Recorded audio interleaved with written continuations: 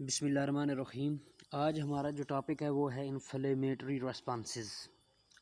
Inflammatory responses में क्या होता है कि हमारे पास इन्फ्लेमेशन होती है। हमारे पास जो भी ये रिस्पॉन्सेस हमारे पास स्क्रैचिंग से हमारे कोई भी हमारे पास जो पैरासाइट हमारी बॉडी पे अटैक करता है उस वक्त ये भी नॉन स्पेसिफिक रिस्पॉन्सेस होते हैं।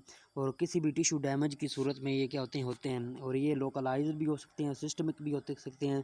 और लोकलाइज जो इन्फ्लेमेशन होती हैं उनको लोकलाइज इन्फ्लेमेशन कहते हैं। और इन्फ्लेमेशन का लफ्ज़ ही इन्फ्लेम करना, आग लगाना, ये सेटिंग ऑन फायर होता है।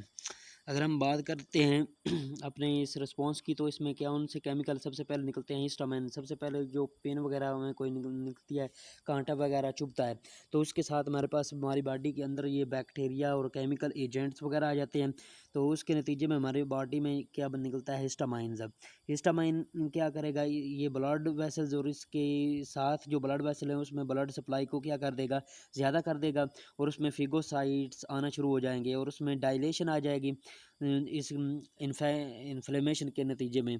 तो इन्फ्लेमेशन के नतीजे में जब हमारे पास ज़्यादा ब्लड आएगा, ज़्यादा हमारे पास फिगोसाइट्स आएंगे और वो सीप करेंगे इस एरिया में, और फिर इधर बैक्टीरिया को क्या करेंगे, इनगल्फ करेंगे, ख़ात्मा करेंगे इनका।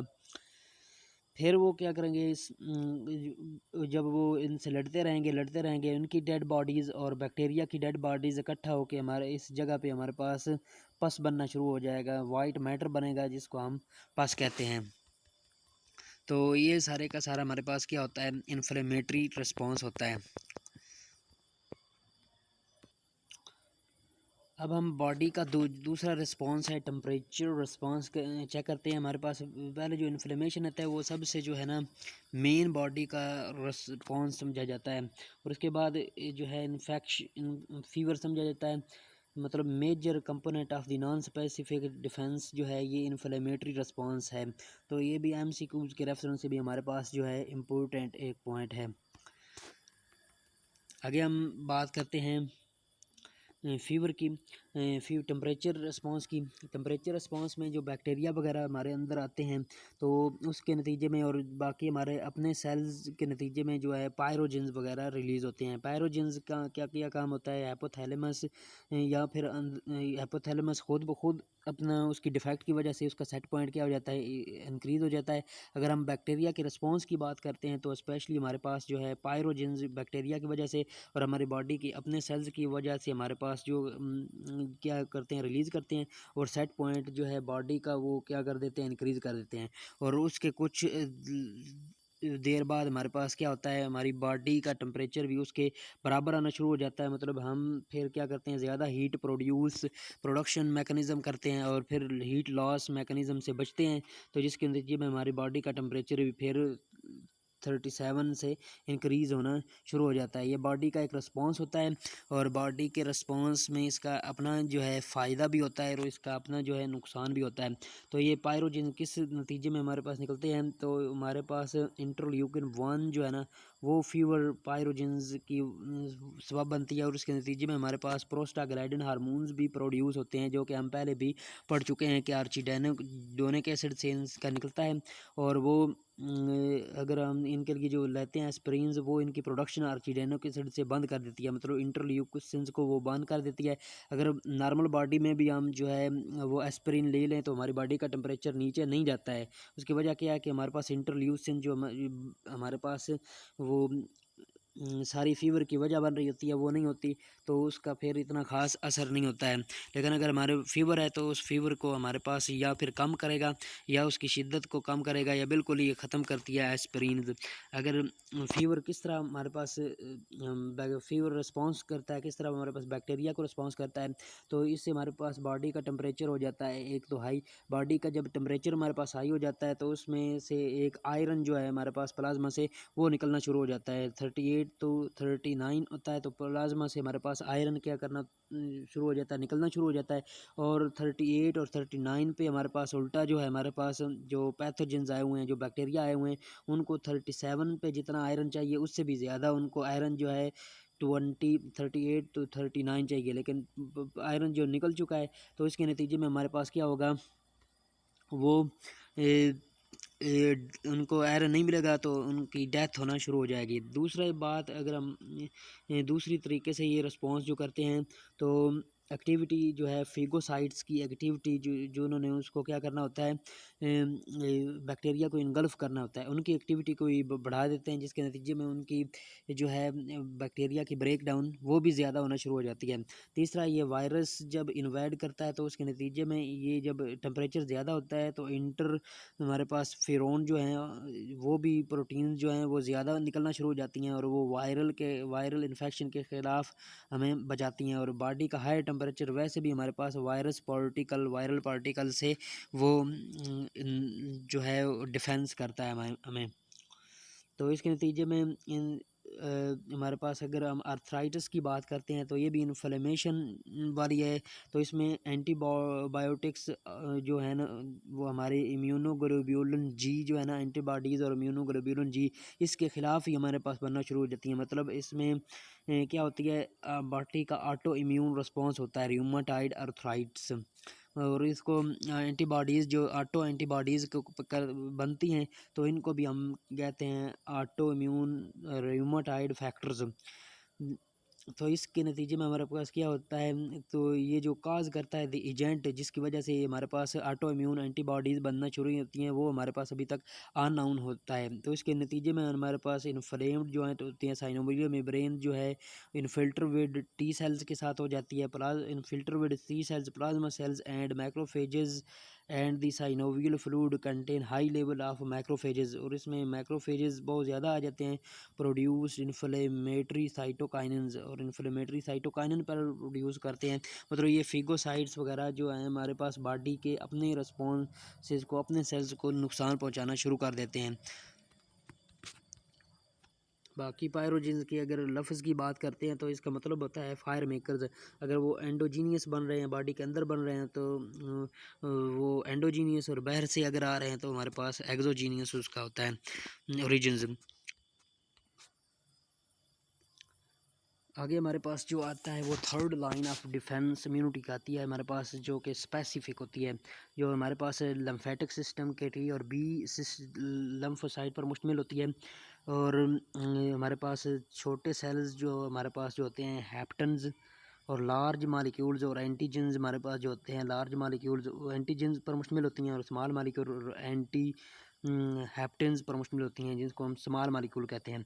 और स्पेसिफिक इम्यूनिटी की बात करें तो ह्यूमरल इम्यून रिस्पॉन्स, मतलब एक अगर सेल्स की से हम अगर एंटीजन्स दूसरे में दाखिल करें तो मतलब वो उसमें क्या करना शुरू कर देती हैं, एंटीबॉडीज़ बनाना शुरू कर देती हैं, और उससे हमारे पास डिफेंस होता है जो बी की वजह से होता है।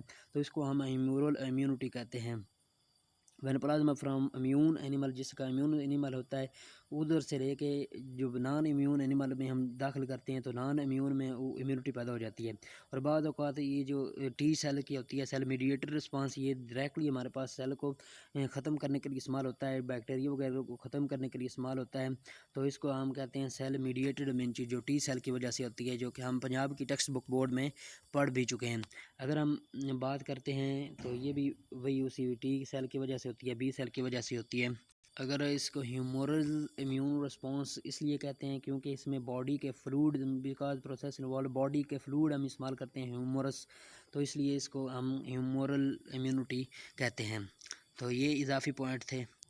ब्लड सेल में अगर जिसकी वजह से बी और टी लिम्फोसाइट की वजह से इम्यूनिटी होती है, मोनोसाइट्स और की वजह से होती है इम्यूनिटी। अगर टोटल ब्लड सेल की हम बात करते हैं तो कितने पर मुश्तमिल होता है, तो हमारे पास न्यूट्रोफिल पर मुश्तमिल होता है, हमारे पास ग्रेनुलोसाइट जो होते हैं न्यूट्रोफिल्स, हमारे पास यूसिनोफिल्स, पॉलीमार्फोन्यूक्लियर और पॉलीमार्फोन्यूक्लियर बेसोफिल पर मुश्तमिल होता है, और फिर मोनोसाइट्स और लेम्फोसाइट पर मुश्तमिल होता है। मोनोसाइट हमारे पास क्या होते हैं मैक्रोफेजेस, और न्यूट्रोफिल भी हमारे पास मैक्रोफेजेस होते हैं।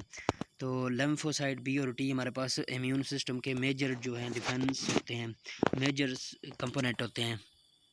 अगर मोनोसाइट की हम बात करते हैं, जो कंपोनेंट इम्यून सिस्टम का होता है, कि पहले भी हम बात कर चुके हैं, तो 10 to 8 आर जो है उनकी हमारे पास बोन मैरो में बनते हैं हमारे पास। उसके बाद हमारे पास जब ब्लड में आते हैं, वहाँ पे मैक्रोफेजेस एक्टिविटी करते हैं हमारे पास, जो बैक्टीरिया वगैरह को इनगल्फ करते हैं। तो इनकी जो है लाइफ जो है इधर सालों तक हो सकती है, महीनों तक हो सकती है, डिपेंड करता है इनकी नीड पर। अगर जल्दी इनकी ज़रूरत पड़ गई है तो इनकी लाइफ स्पान जो है हमारे पास कम भी हो सकता है। अगर इनसे हमारे पास तकरीबन 100 डिफरेंट टाइप ऑफ जो है कंपाउंड्स इंटरफिरोन्स के साथ साथ दूसरे कई किस्म के कंपाउंड निकलते हैं, तो जो बैक्टीरिया को किल करने के लिए इस्तेमाल होते हैं, और इंटरफिरोन जो है हमारे पास वायरसेस को किल करने के लिए इस्तेमाल होता है। और ये मैक्रोफेजेस को जो बैक्टीरिया की वजह से स्टिमुलेट होता है, तो इससे इंटरल्यूकिन भी निकलता है, जो पीछे हम पढ़ चुके हैं कि हमारे पास ये फीवर का काज करता है। और दूसरा है इसका जो काज है वो एक्टिव करता है बी सेल्स को और हेल्पर टी सेल्स को। तो ये इसकी वजह से निकलते हैं। अब अगर हम इनकी क्लासिफिकेशन की बात करते हैं, तो प्रोकैरियोटिक सेल जो हमारे पास होता है बोन मैरो सेल्स हैं, उससे हमारे पास बी सेल्स और टी सेल्स निकलते हैं।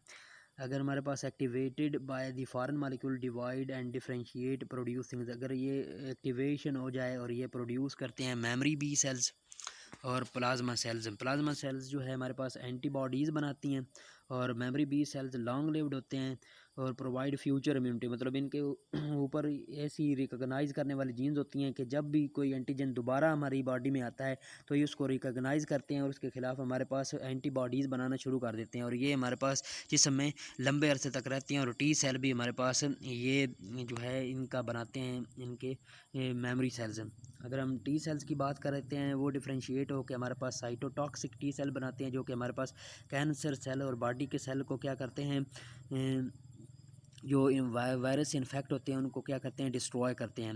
हेल्पर टी सेल्स की बात करते हैं, तो वो ये एक्टिवेट करते हैं बी सेल्स को और टी सेल्स को। सुप्रेसर टी सेल की बात करते हैं, तो ये शट डाउन कर देते हैं हमारे पास इम्यून रिस्पॉन्स को। बिल्कुल हेल्पर टी सेल का हमारे पास बिल्कुल अपोजिट है। और मेमोरी सेल वही लॉन्ग लिव्ड होते हैं हमारी बॉडी में और फ्यूचर के लिए इम्यूनिटी प्रोवाइड करते हैं। अगर इम्यून की बात करते हैं, तो इम्यून सिस्टम हमारे पास किस पर मुश्तमिल होता है। मेन टाइप दो होती हैं हमारे पास, मैक्रोफेगोसाइट्स जो फिगोसाइटोसिस करते हैं, जैसे हमारे पास मोनोसाइट्स होते हैं और न्यूट्रोफिल्स होते हैं, और लेम्फोसाइट बी और टी लेम्फोसाइट होते हैं। फिगोसाइट्स में न्यूट्रोफिल और मैक्रोफेज वही लेम्फोसाइट बी और टी सेल होते हैं, जो अपना जो कि लेम्फेटिक सिस्टम से रिलेट करते हैं। और नेचुरल किलर सेल्स होते हैं, जो कि हमारे पास बॉडी के सेल जो पीछे भी हम पढ़ चुके हैं कि बॉडी के सेल जो हमारे पास इन्फेक्ट होते हैं बैक्टीरिया से, उनको किल करने के लिए इस्तेमाल होते हैं। तो टी सेल्स हमारे पास स्टेम सेल से हमारे पास ओरिजिनेट होते हैं बोन मैरो में। आफ्टर ऑलरेडी एम्ब्रियोनिक डेवलपमेंट के बाद ये थैमस ग्लैंड में आते हैं। थैमस ग्लैंड में प्रोसेसिंग होती है, इनकी मैच्योरेशन होती है। और टी सेल इनको इसलिए भी कहते हैं क्योंकि ये थाइमस से रिलेटेड हैं, टी उसी से अगर हमारे पास टी थाइमस इनको क्या करता है, थाइमस ग्लैंड में ये इम्यूनोलॉजिकली कम्पिटेंट होते हैं, टी सेल्स को कम्पिटेंट बनाता है। अगर हम इसकी साइड्स की बात करते हैं, सेल्स की बात करते हैं, तो CD4 सेल्स और CD हमारे पास 8 सेल हमारे पास पाए जाते हैं इनके। CD4 सेल्स जो हमारे पास जिसमें साइटोटॉक्सिन टी सेल्स और सुप्रेसिव सेल्स होते हैं, मतलब ये जो सुप्रेस करते हैं हमारे पास इम्यून रिस्पॉन्सेज को, साइटोटॉक्सिन। इनको नेचुरल किलर, इनको हम किलर सेल भी कहते हैं, जो कि हमारे पास जो डिस्ट्रॉय करते हैं सेल को, जो हमारे पास जिस पे एंटीजेंस होती हैं, और जो हमारे पास कैंसर सेल होते हैं बॉडी के सेल्स। और कई किस्म के साइटोकाइनीज़ और एंजाइम वगैरह जो करते हैं रिलीज़। और सुप्रेसर टी सेल्स हमारे पास अगर बात करते हैं, तो वो टी और बी सेल्स की एक्टिविटी को इनहिबिट करते हैं। और दूसरी CD4 रिसेप्टर सेल्स और हेल्पर टी सेल पर मुश्तमिल होते हैं, जो कि हमारे पास उनकी एक्टिविटी को क्या करते हैं, एक्टिवेट करते हैं, इम्यून रिस्पॉन्सेज को एक्टिवेट करने के लिए इस्तेमाल होते हैं। अगर इधर हम बात करते हैं, तो ये बोन मैरो से हमारे पास स्टेम सेल्स हमारे पास ये है भाई, हमारे पास थाइमस में जाते हैं। थाइमस से हमारे पास क्या आ जाते हैं, इम्यूनोलॉजिकली कंपिटेंट होते हैं टी सेल्स मीडिएटेड इम्यूनिटी, और बी सेल्स आगे हमारे पास ह्यूमोरल इम्यूनिटी काज करते हैं, और T cells cell mediated immunity cause करते हैं। बी सेल्स हमारे पास बिरुथ ऑफ फाइब्रोसिस की वजह से इसको जो एक क्रोका यंग बर्ड में देखा गया, तो जो कि हम पढ़ चुके हैं पंजाब की टेक्स्ट बुक बोर्ड में। तो ये final maturation of B and T cells in lymphatic organs, और आगे जाके लम्फेटिक आर्गन में जब आते हैं तो उधर जाके इनकी जो है फाइनल मैच्योरेशन होती है। और इम्यूनोलॉजिकल कंपिटेंट ये हमारे पास थाइमस ग्लैंड में ही हो जाते हैं। थाइमस ग्लैंड हमारे पास जब हम मैच्योर होते हैं अडल्ट में, ये हमारे पास डीजनरेट हो जाता है। अगर बी सेल्स बोन मैरो में क्या होते हैं, डिफ्रेंशिएट होते हैं बोन मैरो हैंस, और इसलिए इनका नाम बी की वजह से बोन मैरो रखा गया है। ईच बोन मैरो सेल्स, बल्कि इसको ब्रुथा फाइब्रोकस की वजह से भी बी सेल कहते हैं। इनके ऊपर हमारे पास ये स्पेसिफिक साइट्स होती हैं, रिसेप्टर होते हैं, और उसके ऊपर एंटीजन्स क्या होते हैं, अटैच होते हैं। जब ये एंटीजन की आफ्टर एंटीजन्स जब इनके साथ अटैच हो जाते हैं तो ये प्लाज्मा सेल क्लोन बनाते हैं, और प्लाज्मा सेल क्लोन से हमारे पास एंटीबॉडीज़ बनती हैं। और प्लाज्मा सेल्स कैन प्रोड्यूस हमारे पास 10 million molecule of antibodies per hour, मतलब एक हमारे पास घंटे के अंदर अंदर 10 मिलियन मालिक्यूल जो हैं एंटीबॉडीज़ के, ये प्लाज्मा सेल बना सकते हैं। तो ये एमसीक्यूज़ के रेफरेंस से भी इम्पोर्टेंट पॉइंट